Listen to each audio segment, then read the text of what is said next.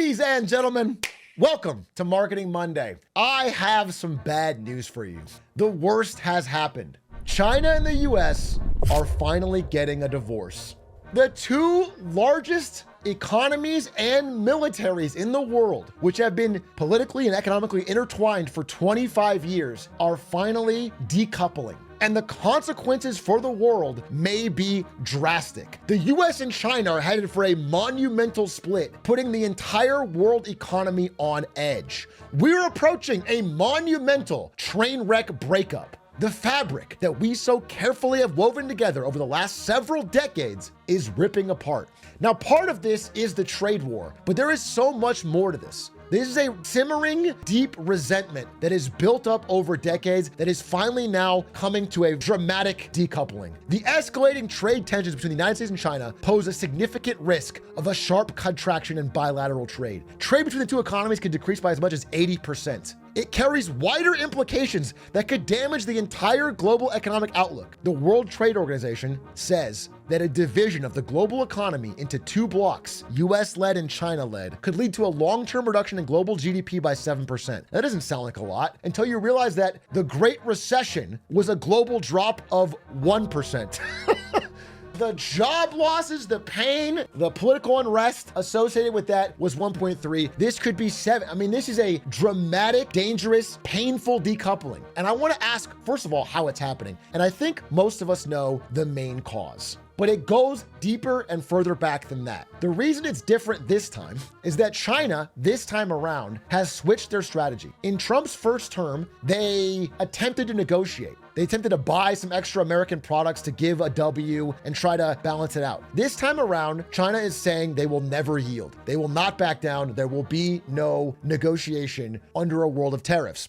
If the U.S. disregards the interests of both countries and the international community, insists on launching a tariff or trade war, China will fight to the end.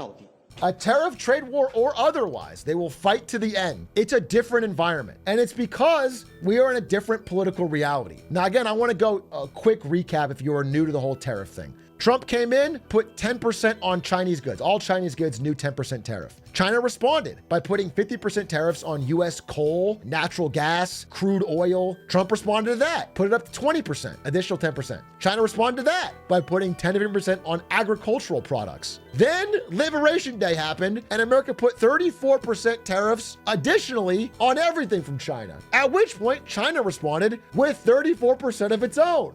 Trump responded with a new 84% tariff on top of that, going up to 104. At which point China responded with 84% of their own. At which point America responded with 145. Okay, this commenter put it as best you can. They're going band for band. This one-upsmanship, this brinksmanship between the two largest economies is driving a massive wedge in global shipping. And while this may continue to go on forever, once you get above 145, it's essentially a decoupling. It's essentially impossible to do real sustained trade. Bloomberg says a full US-China decoupling, once unthinkable, now looks much closer. And much like any divorcing couple, by the way, this man's been around a few divorces, he knows what it's about. Much like any divorcing couple, they're not even talking. The president insists they are, telling Time magazine in a new interview that Chinese President Xi Jinping personally reached out to him. Trump said that after Time asked if he would be willing to make the first call. Will you call President Xi if he doesn't call you? They asked. No, Trump said. Time then asking, has he called you yet? Yep.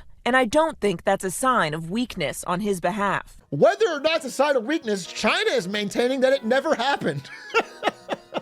It's seeming like, much like a divorce, this is getting messy. This is getting petty. This is getting personal. Additionally, the tariffs, despite being ever ramping up and tit for tat, are also chaotic and unpredictable. Donald Trump included smartphones and computers on these Chinese tariffs and then exempted them. Then, a few days ago, threatened to put them back on.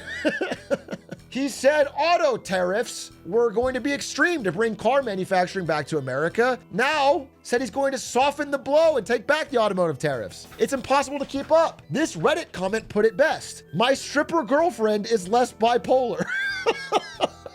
There's no way to predict what is going to happen, which is not a good foundation for global trade. And so we are left with this global, extremely important tug of war that actually, even if you're an American or Chinese citizen, we are all collectively caught in the middle of. And I want to ask first how we got here. While Donald Trump is the icebreaker that brought this to the forefront and the one who is doing it in the most messy, chaotic way, the tensions have been simmering year after year for 20 years and ever growing. And it all started, as most of modern history does, with World War II. World War II had the Axis powers, seen here, Japan, Italy, and Germany, lose a battle to the Allied powers, seen here.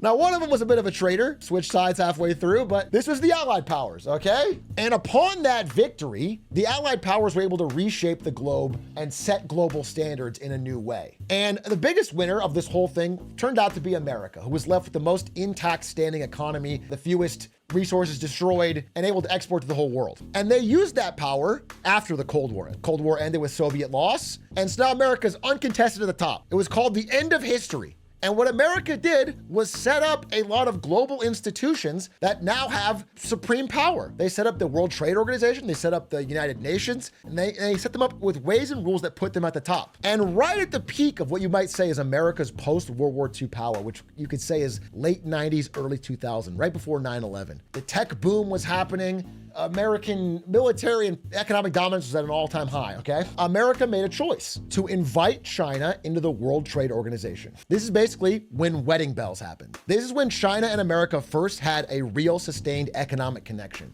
Again, this is only 25 years ago. And again, both sides of this marriage had different ideas of what would happen. China saw an opportunity to make a lot of money, to grow rich by exporting to not just America, but all countries in the WTO. America also saw an opportunity to get rich. They both saw dollar signs, but America also thought as China's wealth grew from trade, they would become more democratic. They thought they would be part of the US-led global order. They would merge into it in a way like Japan did. Again, like most bad marriages, both parties went into it with different expectations. The gates of China were opened and outpoured infinite manufacturing power to all countries of the world. In the year 2000, the countries in blue traded more with America than they did with China. The countries in red traded with China more than America. Flash forward to 2024, this is what the globe looks like now. America did not predict how quickly, like a fish to water, China would take to this system. In this period, in this 20-year period, during my lifetime, the number of patent applications spiked under China. The number of industrial robots, China now does half of the world. A third of all manufactured goods are now made in China. US declining share, Japan, Germany, South Korea also declining. And so,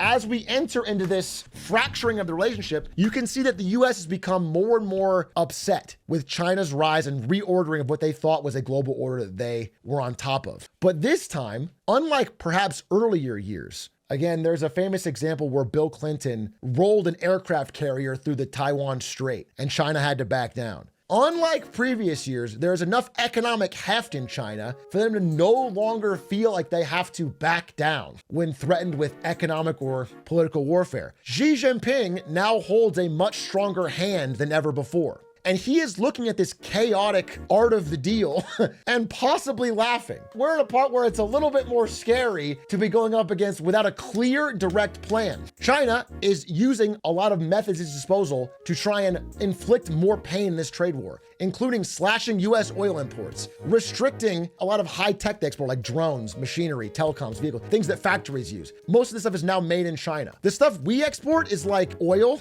soybeans, beef.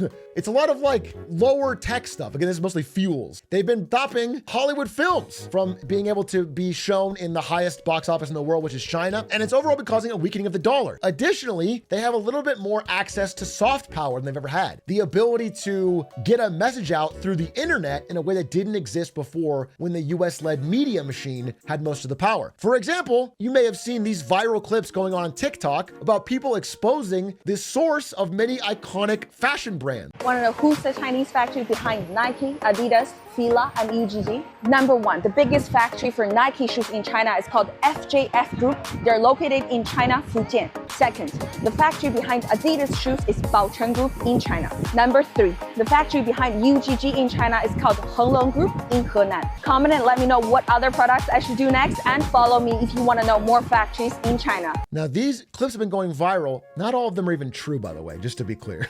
Not all of them are true. Many things are manufactured in China, but many factories are making these clips and they're not Nike's supplier. But what they're doing is they're just making the good in a factory in China and selling it direct without the logo, and you can skip the markup that Nike takes. Some say as long as there's a tag saying made in China, the bag can never be luxury. However, in fact, more than 80% of the luxury bags in the world are made in China. But those luxury brands just won't acknowledge that.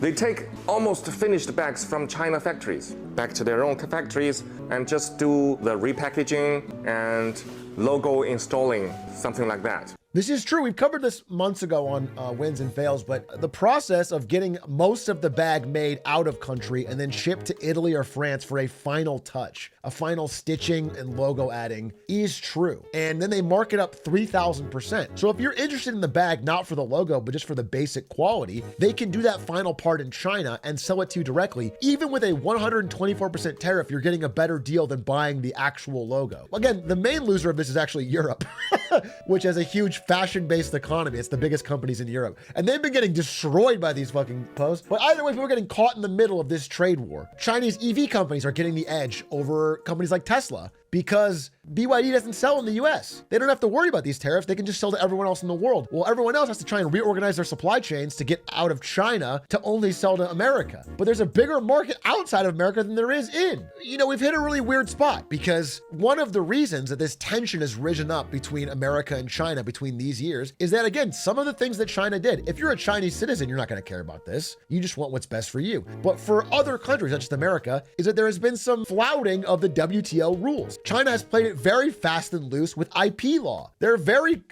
open to the idea of ripping something off and making their own version. They don't care about it. Or if you want to sell something high-tech in China, you have to build a Chinese factory and give them 51% ownership. As those things have compounded, countries have been more and more annoyed, not just America. It's been a problem. But now that China has reached a technologically more advanced stage, they're now worried of the opposite.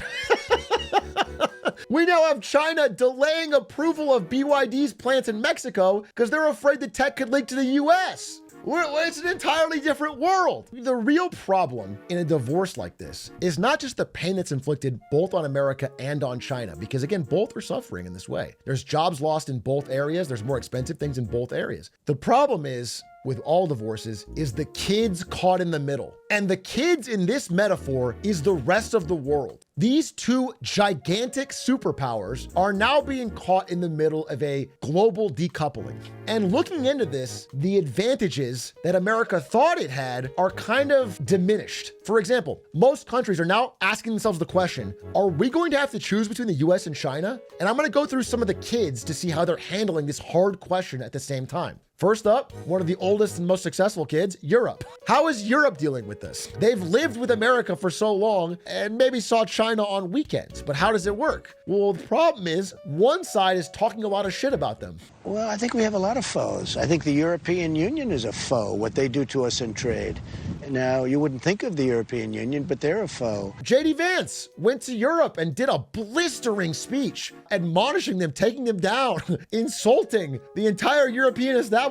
And we're finding a spot where, as we go deeper into this trade war, and it becomes clear that it's more about U.S. and China than U.S. and Europe, Donald Trump is trying to, at the same time, negotiate Europe into helping them with China. But that's very difficult when he's just called them a foe. Trump's efforts to split Europe and China on clean energy fall flat. A poster on Our Europe said this: I'm not saying we should choose China. I'm just saying if your partner asks you to choose between them and another person, it's usually already over either way. That's the divorce metaphor without me even saying it. What Europe is really seeing, the most ambitious in Europe, like Macron, is a chance to make their own way because they have their own issues with China. Again, Germany's a majority car exporting country that's getting its lunch eaten by China. They have their own issues, but US is not making it easy to be their partner either. So Europe is trying to forge its own way, an unlikely chance at glory. They're seeing a possibility of the euro becoming the world reserve currency, or perhaps building up their own military and bloc to stand on their own 2 feet. Possible? Maybe. They have their own internal rifts, but that's where they're seeing. Everyone else doesn't have that capability. So every other country other than Europe is really trying to have to make a choice. They can't simply stand on their own. And that's where this kids metaphor gets serious. So Asia is where the real contest is happening, and Xi Jinping fully recognizes it. Xi Jinping is on a blitz across Asia to meet with like every world leader, shake their hand, and become their friend. Xi Jinping is on a full-on like prom queen vote for me. Like he fully understands the opportunity. If you flash back just 1 year, if I were to assess who America's true closest ally in the world is, it's Japan. They buy US debt at higher levels than anyone else. They have military alliance. There's a great trade partners. They don't have any tariffs. Literally #1 ally. And China, literally in recent years, has had Japanese flag burning demonstrations. There is deep cultural, political hatred between China and Japan. There's anti-Japan protests in China within the past decade. I saw this article from 2017 called Why China Can't Stop Hating Japan, where the author theorized what he would do in the shoes of a Chinese strategist. He said, if you were a Chinese strategist and you were trying to think about how you could somehow get out under the US's thumb, well, he said you'd probably try the one move that could devastate American interests in the regions. Get Japan out of its security alliance with the US and try to seduce it. Stop radiating hostility and start being friends. The advantage would be incredible. And as we flash forward to 2025, it feels like Donald Trump, I think rather stupidly, has given China that chance. Japan is now warning that the tariff policy is impacting their security deal. China was like, we're not gonna import seafood from Japan because it's dirty. You have nuclear wastewater, it's dirty, we're not gonna import it. And so Japan, rightfully pissed off, sold their seafood elsewhere. Like a few months ago, China about-faced. They changed their mind. It's okay, we'll sell again. There was a recent terrible hate crime where a Japanese schoolboy was stabbed in China. There was a bunch of anger in Japan, there was a bunch of anger in China. It was very nationalist. China executed the guy, made a big show of it as a way of like healing tensions. And all they're asking in return is to help fight the US tariffs together. China sees its opportunity. And now, when Donald Trump goes to these negotiations and asks Japan to form a trade bloc against China, Japan is saying no. Our closest ally is saying no. We will not be part of an economic bloc aligned against China. People aren't fully grasping how much this is shifting the geopolitical world order that has existed since World War II. This divorce is painful. During these trade negotiations, the Japanese side is saying that Trump doesn't even know what he wants. だけど言ってきてることに対して日本が交渉する場合においてですよ。はっきり言えばTo put it bluntly, it's like a kid extorting someone. If we listen to this and bends the other way in response to these impossible demands, it will set a bad example as a customary and historical precedent. If you get mugged and put money in their hands, they will come back again to mug you. This is how we're treating our closest ally while we want them to be our friend in a partnership against China. There is zero understanding of the importance of alliances, friendships, long-standing historical precedent, and this is a part where the world is coming untethered in a way that it might have anyway, but this is making it so much worse, especially for the country I live in. Again, while tweeting about it, is talking about how Japan's bowling ball test is a non-tariff cheating, but this has already been disproven as not existing.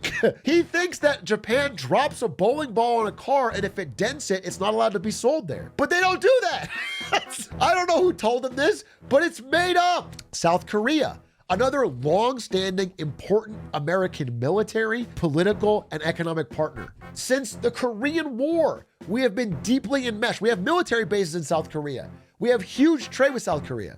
South Korea against all odds, has been one of the few countries to tell us that people are cheating the tariffs. South Korea came to America and said, hey, look, people are falsely putting Made in Korea stickers on crates to ship Chinese goods around the tariffs. They don't have to do that.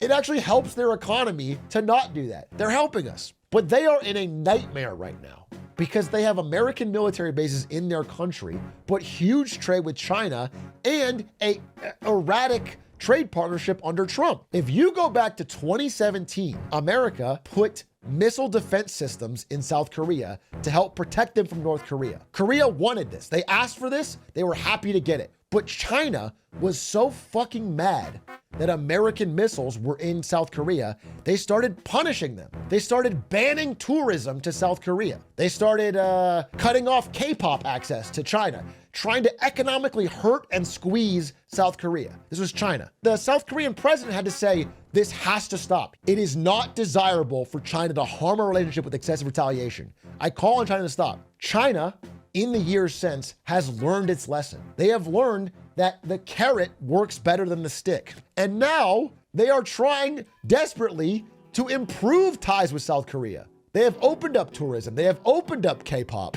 And all they ask is that, again, Korea helps them with this anti-tariff thing against the US. But we keep antagonizing them. We keep throwing up extra tariffs on South Korea. We are driving away our closest and long-standing economic allies into the arms of China, at the same time as they're trying to build a coalition against China. Brazil, let's go to South America. Brazil's a big trading partner of both America and China.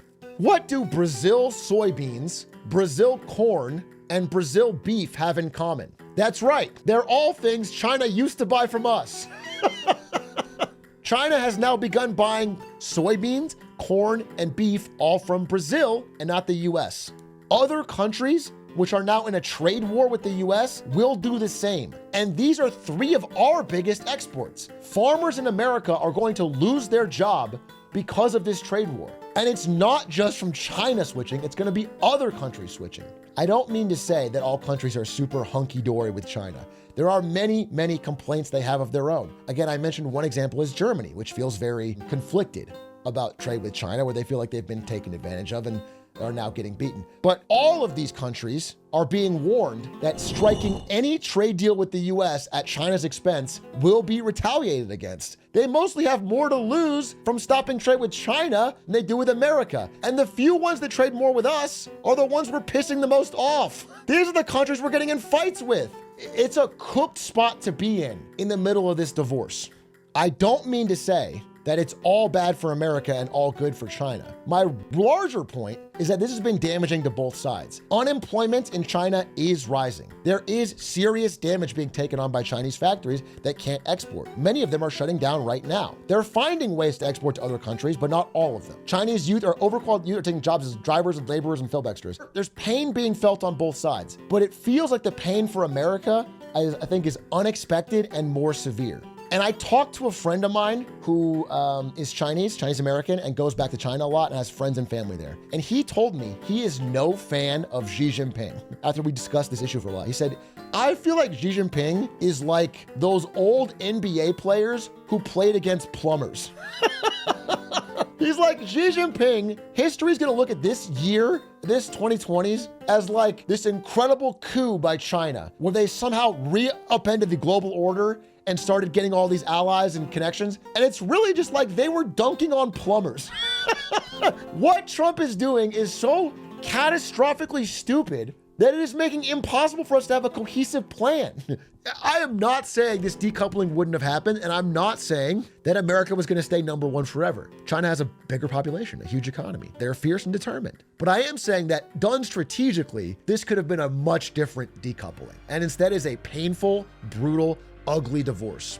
So what now? Where do we find ourselves now? Well, every single economic forecaster, every single one, has increased their prediction of this year's inflation rate. Markets are discovering that the real Trump trade, which was a spike when he was first elected, is now sell America. The country's role as a consumer of last resort and military linchpin is being questioned. This is not just a question of a one-off tariff battle. It is a shaking and a rattling and a dismantling of a world order that has existed since World War II. The U.S.'s reputation as a stable economy is being damaged. We're seeing a decline in the value of the dollar and a rise in our borrowing costs. People that order consumer goods, any of them that go through China, like Temu and Shein or even Amazon goods, are going to notice immediate import charges. PS5 prices are jumping globally because of the tariffs. Not even just in America, but even British chavs are noticing their PS5 are 40 pounds more expensive because Sony has to accommodate the loss in sale. Nintendo Switch, not 100% confirmed, but is rumored to be more expensive because they've baked in the increased tariff costs. US shoppers are cutting spending as the economic outlook concerns continue to mount. People are seeing empty ports. They are seeing fewer trucking jobs. We are seeing the impacts in real time of this slowdown. At the same time, you'd think with a weaker dollar, tourism would go up the way that a weaker yen made everyone go to Japan. But with a weaker dollar, nobody is traveling to the US. Our tourism industry is cratering because we have pissed off all of our friends and allies. Now, there is some hopeful notes. First of all, in terms of 100-day polling for a sitting president, none has been worse.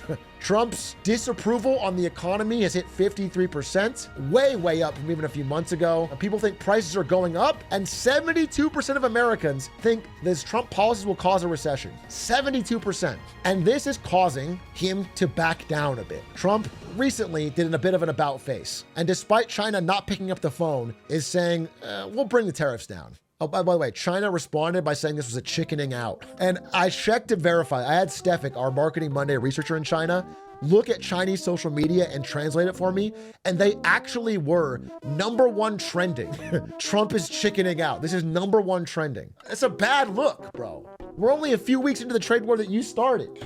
But what you have to understand, and this is like my key point of this presentation, is that whether or not these tariffs stay up, go down, whether or not some deals get signed or don't, once you flip the game board over, once you realize that the game is not going your way and flip it over, even if you reset the table exactly the way it was before, the other players must take into the account the possibility you will toss it over again. The reactions in every game you play with them in the future will be different. Much more wary, much more suspicious, and game outcomes that require trust and coordination will now be completely out of reach. And every world leader that gets spoken to, including this former Irish PM, has said the same thing. You know, since 1945, we had a de facto Pax Americana across Europe and the United States, where we could rely on the US as a security partner, sheltering under their umbrella in many ways, and also as a reliable political and economic partner. That's no longer the case. You know, even if in 4 years' time a moderate Republican or a Democrat's elected, I don't think we can be certain that they can no longer be certain. The certainty is gone. Even if the election changes, even if this guy's out of power, the certainty is gone, and they have to adapt in a different way. Canada's prime minister, who just got elected 5 minutes before this stream started, says the US is no longer a reliable partner on trade. At the end of the day, what we know, Jake, is the relationship between Canada and the US will never be the same. They're saying never be the same.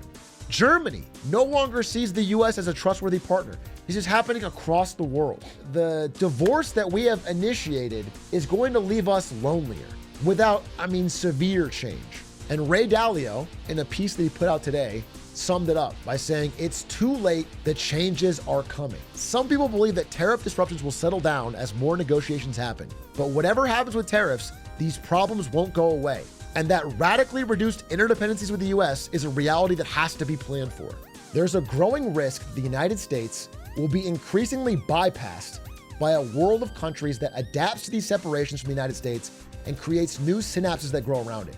Basically, in short, saying that all of this turbulence and tariffs and trade threat and chaos will mean they will just naturally build connections and webs and trade routes outside of our country. We will be more isolated. But he also said this: if these circumstances are managed in the best ways, the outcome will be much better than if they're managed in the worst ways. Again, this is a guy who said it's too late. It's too late to stop the decoupling, but managing it well is way better for all citizens than if we manage it bad. And that is why I'm so critical of the way it's being managed. But there are still two outcomes. there are still two outcomes. One is this divorce remains ugly. And I think some of you know what it's like in real life. Parents constantly fighting, bickering, undermining each other. This could lead to a new Cold War or even a hot war. That is one outcome of this. And it would be a bad time to do it because global military spending has surged to $2.7 trillion, and countries that no longer can rely on the American security umbrella have been trying to get nuclear weapons. We don't want that outcome. The decoupling is impossible to stop, but the other outcome is what you might call a cold peace, an amicable divorce, an understanding that while we're not going to agree, we can at least maintain peace, cooperate on some things. Both sides are going to try and build their own military capabilities, strategic capabilities, high-tech capabilities. They're not going to have supply chains for that. But on normal things, they can agree and trade. A cold peace is probably the best outcome we can hope for, and we need to push for leaders who can make this a reality because the stakes are too high at this point. What I'm asking for at the end is for our leaders to remember the good times. Remember the earlier days of this relationship. Remember why you got married to begin with. I don't think they liked me, but actually I like them. And we actually had a very good relationship, President Xi and myself. Somebody said, what kind of a man is he? He's a fierce person. He is. He's a very smart guy. I hate to say brilliant because every time I call him brilliant, the press says, he said the president, well, he is a brilliant guy. Got 1.4 billion people. He rules it with an iron fist. And the press gets upset when I say he's a smart man. I'm hoping you can remember the good times and de-escalate here. Thanks for watching Marketing Monday.